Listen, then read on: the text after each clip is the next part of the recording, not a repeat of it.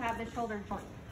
So a couple things with that. There's 4 different joints associated with that. You have your scapulothoracic joint, you have your sternoclavicular joint, your acromioclavicular joint, your glenohumeral joint, and your... That was 4. Oh, that was 4.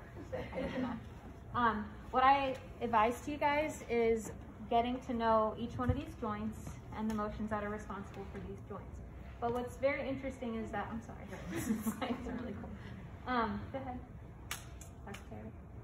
So movements that are only with the shoulder girdle are the scapular movements that we just did. So elevation, depression, medial and lateral rotation, retraction, protraction. That is only scapular movements. Glenohumeral joint, which is this joint here, is responsible for extension, internal and external rotation, and horizontal ab and adduction.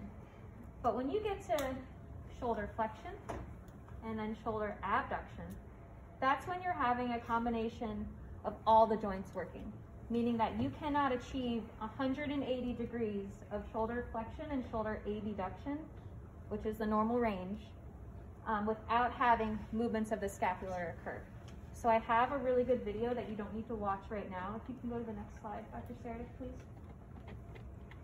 The next one. I highly, highly advise that you guys watch the video. What it's talking about is to achieve that 180 degrees of shoulder flexion and shoulder abduction, you're gonna have about, so first you have about 30 degrees of shoulder movement by itself, so glenohumeral joint, and then once that happens, the scapula is gonna have to rotate, the sternoclavicular joint is gonna have to come off. There's gonna be a lot of components that allow you to have that rest of that motion, okay? It's gonna be a concept that's probably gonna be some questions on the test, and we will go over it. We can go over it in those synchronous meetings if you want, but I do have a video, and I want you to know that it's not just straight glenohumeral joint when we're talking about shoulder flexion and shoulder abduction. The scapula has to be involved in that, okay? So, our first movement that we're gonna do with our goni is called shoulder flexion, okay? So the axis of our goniometer is going to be placed on the lateral aspect of the humerus. The way you can find that is, lateral aspect, 2.5 centimeters down from your acromion process. So if you're having trouble, locate that acromion process, move your fingers down. There, you've got the center of the humeral head, okay? My stationary arm is going to be parallel to the midline of the trunk, and my movable arm is going to follow the longitudinal axis of the humerus, okay? Up. Can you bring your arm to the ceiling? And now I'm going to realign. So this is just, oh sorry, this question. Like knee flexion when we did that, the axis moves. So if you kept the goni on the arm, it's very hard to follow. So go ahead and do that again for me. That's, for me, it's just very hard. I'd rather them do the motion, and then I'm going to realign my landmarks. Okay? Is that all you got? Are you sure? Oh, goodness. Abnormal. I've got about 173 degrees of motion. Perfect. So now I'm going to do shoulder extension. I'm just going to power through these, okay? It's just these two. Same access points. What we're going to have you do is bring your shoulder back, your arm back, okay? So same landmarks. Is that all you got? Yeah. You sure? 55 degrees, okay? Normal is 60, all right? Shoulder flexion, shoulder extension. Access on the center of the humeral head found by locating the acromion process. For extension, the arm, the elbow It should be slightly bent. Okay. Yeah, should be slightly bent. Why? Does anybody know? It's a kinese concept. I'm gonna pick on you. Why do you think the shoulder needs to be bent versus straight? Well, so you have more slack in your muscles to allow for a greater range of motion. Based on passive insufficiency of, what do you think? Triceps. Does that make sense? shoulder flexion and shoulder extension. Super easy since we've done the hip, the knee, and the ankle. Let's do those real quick. Spend a couple minutes with that.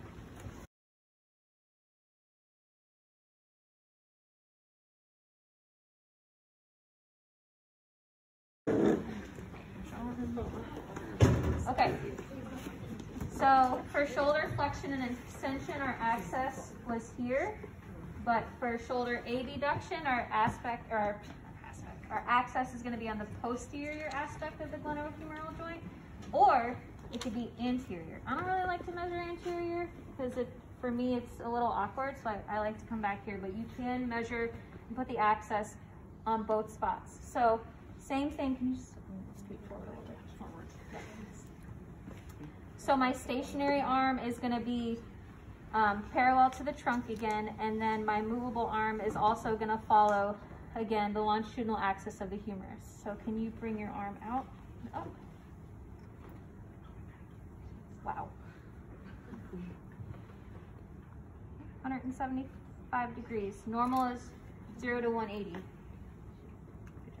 So, flexion and extension, we're here. Abduction, we're back here. Okay? Those are kind of confusing, so make sure you're in the right spot for that. But the way you find it, here's her acromion. You can come down. Here's the middle of the GH joint. Okay? This is over here, the center of the GH joint. And then anterior aspect.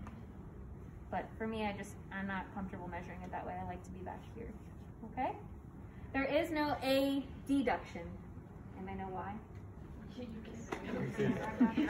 Good. So if you're wondering, like, where's adduction, Dr. Pinion? Like, there's not. So we'll do another one. We go.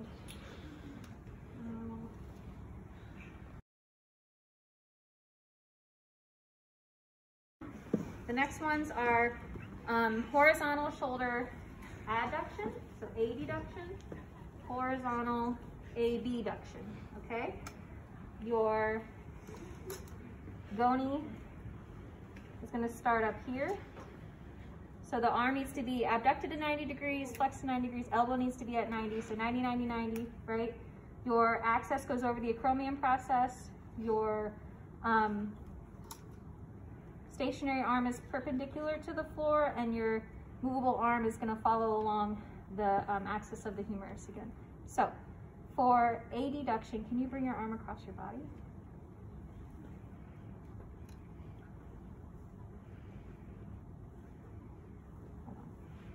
Do that again? Now go. Now go. I lied to you. Keep the goni together and then bring it across. Is that all you got? Are you sure? That's it.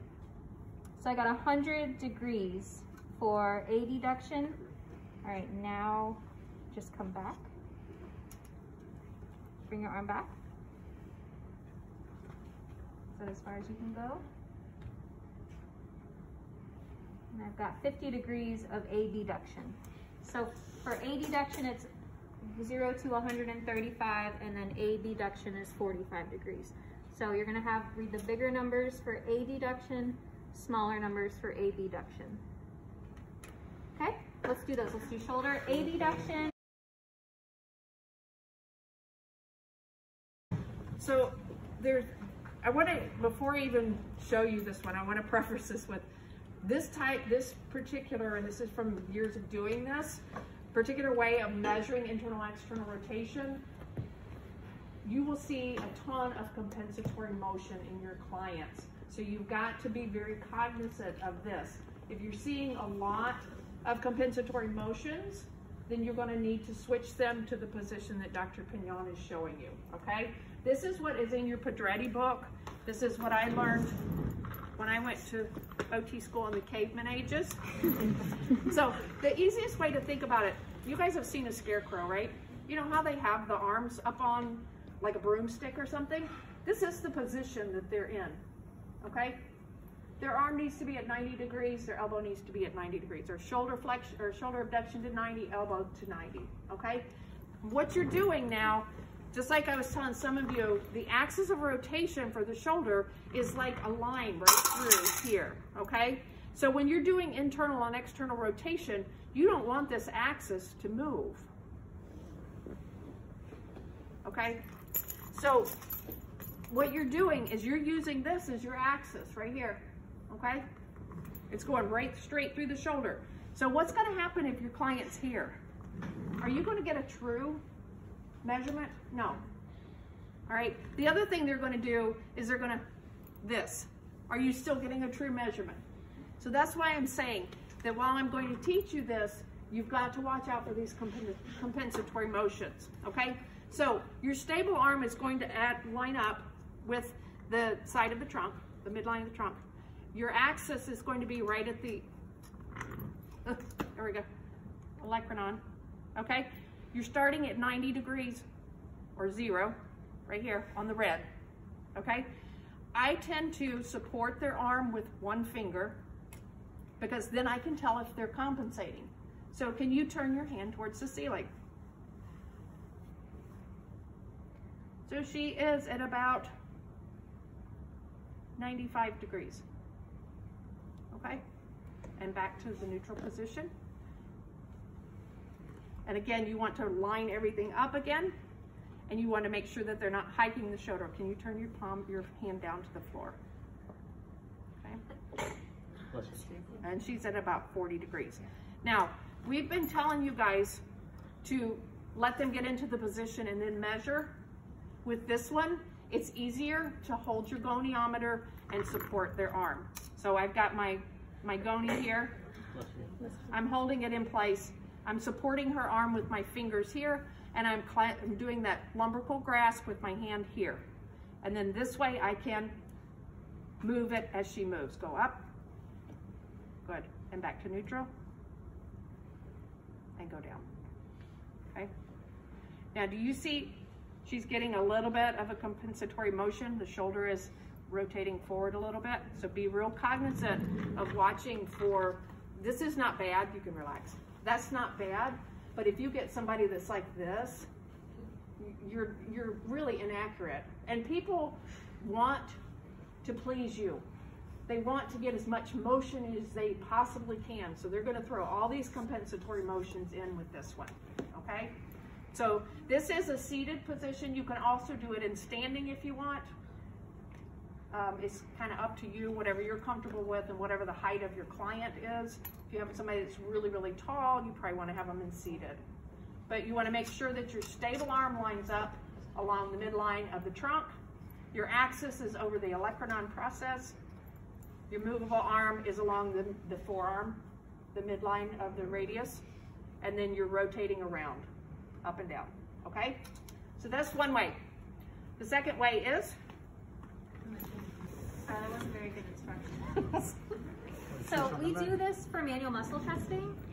So what we could do actually is, I can show you that while we're here, but just like with some knee and hip movements, we want a towel under the arm.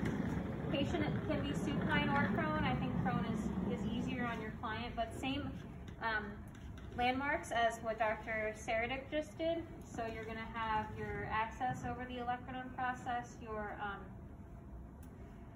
stationary arm is going to be perpendicular to the floor, and your movable arm is going to be following along